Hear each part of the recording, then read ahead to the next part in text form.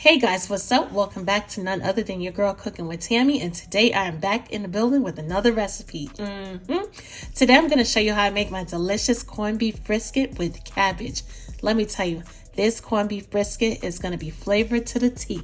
So with all of that being said, let's introduce these ingredients and get to cooking. First things first, we have the star of the show, which is our corned beef brisket sitting right here. We also have some carrots as well as potatoes, both red and yellow. And of course, these are baby potatoes. We have some red chili flakes, mustard seeds, bay leaves, a few onions that I've sliced in half. And we also have our cabbage. I know, not many ingredients whatsoever, but it's not going to subtract from the flavor. So with all of that being said, let's get to cooking. We have our beef brisket right here in the sink, and what we're going to do is we are going to remove our beef brisket from the packet. But first, I need to disclose a couple things. As you can see, we have this seasoning packet right here, which is also known as the pickling spice packet. We're going to use it along with the ingredients that I mentioned. Let me tell you, because it's going to be so flavored. I think I just said that. But anyway, guys, you get what I'm trying to say. Now, on another note, our beef brisket has been cured. Yes, cured. What are you talking about? It has been brining in salt for a while, pretty much is what we're going to say. And not only has it been brining in salt, but it's 35% sodium. We're talking sodium phosphate, sodium nitrite, sodium, you name it. So unless you want to send your blood pressure to the roof, what we're going to do is we are going to rinse our beef brisket off in cold water, because at this point in time we need not to brine our beef brisket anymore. The brine has done what it needed to do, which was cure the meat, and we are good to go. So we're going to rinse it off in cold water, just like this, just like that. As you can see, it has some fat on the other side. Once we flip it over, we're not going to remove the fat cap just yet. We are going to hold on to that fat cap for now, and once we're done with the cooking process, we're going to remove it. Alrighty, our beef brisket is rinsed off and we are good to go. I have my pot on the stove already. The water is nice and hot. So what we're going to do is we're going to add our beef to the hot water. Yes, we are. We're going to add the corned beef. So simple, so easy. And we're going to add the pickling spice packet. Get those flavors all up in that pot. We're also going to add our additional mustard seeds, of course. It's something about mustard seeds and corned beef. So delicious. So we're adding the additional mustard seeds as well as our red chili flakes. Now here's the thing. Even though we're adding red chili flakes, it's not going to make our corned beef brisket spicy by any means. It's not enough in order to do so. So we're going to add it because it's definitely going to bring out some extra flavor. We're also going to add our bay leaves to the water. And as you guys can see, your girl got a little carried away with the additional water. All right. I filled my pot up to the T with water because I wanted to cook out some of the sodium, aka the salt. Yes. But anyway, when it comes down to closing the lid and turning that flame up, it's going to literally boil over. So we need to get some of that water out of the pot. You're going to add enough water to submerge the corned beef. And once we're done, we're going to add our onions. We're going to cover our pot down with a lid. And we're going to allow our flame on medium-high heat to do what it do for at least 2.5 to 3 hours. All right. It's been about 2 hours and 20 minutes so far, and our corned beef brisket is looking really good. It's on the stovetop, still bubbling and doing what it do. So in the meanwhile, it's really important for us to work on our veggies, because with this meal, timing is everything. Now, our potatoes has already been washed and cleaned and reserved. So we're going to work on our carrots. We're going to chop these carrots into chunky sized pieces.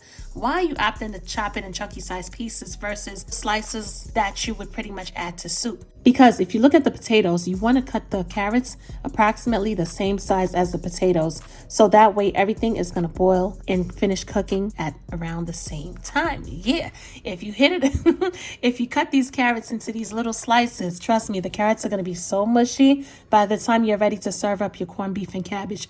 And that's not going to be appetizing at all. So what we're going to do is we're going to cut it up in chunky sized pieces, just like that. And just basically eyeball it. It doesn't have to be perfect. Yep. Chop, chop, chop. And once we're finished, we're going to place it in a bowl and set it aside. Time to work on our lovely cabbage. Just going to take the core off, just like that.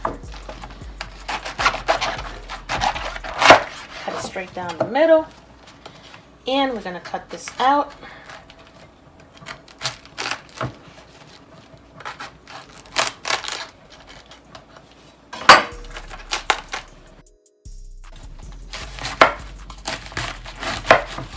And we are finished. I'm going to rinse it off really quickly because everything else has been rinsed. Our potatoes are carrots, but our cabbage has not been rinsed. So I'm going to add it to my strainer, rinse it off really quickly, and we're going to add everything to the pot in 2 seconds. As you can see, a lot of that water has what? Boiled out. Yes, it is out of here. And if you take a closer look, you can also see that our corned beef brisket looks pretty tender, right? So at this point in time, we're going to add all of our potatoes to the pot. Yes, we are, as well as our carrots. Because we're using baby potatoes and our carrots are roughly chopped around the same size, nice and chunky, it should take about, let's see, about 8 to 10 minutes to get our potatoes and carrots at least halfway cooked on medium-high heat. Push everything down in the pot because we want our veggies to be submerged. We want that hot water to come in contact with it and get these veggies nice and cooked up. Once we're finished adding our veggies, we're going to cover it down with the lid and we're going to check back within about 10 minutes. As you can see, it's not fork tender just yet. It has that resistance still going on in the middle. And right now, this would be the perfect indication to add that cabbage to the pot. Yes, add the cabbage. And don't worry if it doesn't sink to the bottom of the pot because we do have other ingredients in there. But what we are going to do is we're going to cover it on down with the lid, allow that flame to remain on medium heat, and we're going to let our cabbage steam until it's nice and cooked to our liking. Some people like it a little bit more crunchier. Some people like the texture to be a little bit more on the softer side. So whatever works for you. But at this point, we're going to cover it down, allow everything to do what it do. And once we're done, we're going to put this meal together. And as you can see, we have our corned beef brisket sitting right here on my cutting board. And at this point in time, the meat is almost invisible. I don't know if you remember the size of the corned beef brisket before it went into the water and before it cooked down. With that being said, it says a lot. If you're going to be feeding a large crowd, make sure to grab yourself a big piece of meat.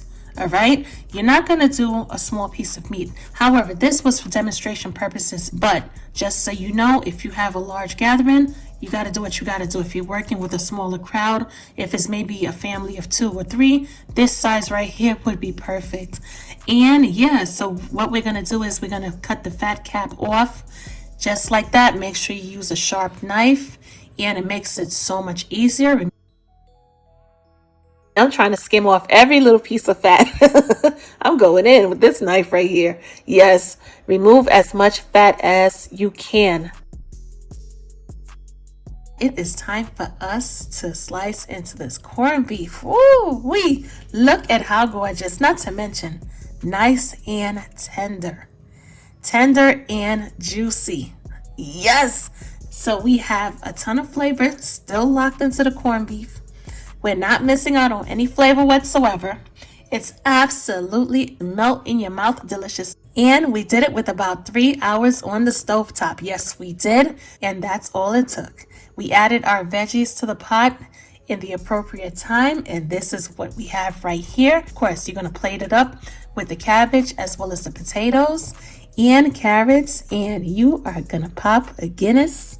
And you are going to enjoy yourself. Anyway, guys, as always, I'm your girl cooking with Tammy. Definitely give this video a thumbs up and enjoy your corned beef and cabbage. Until later, guys. Enjoy.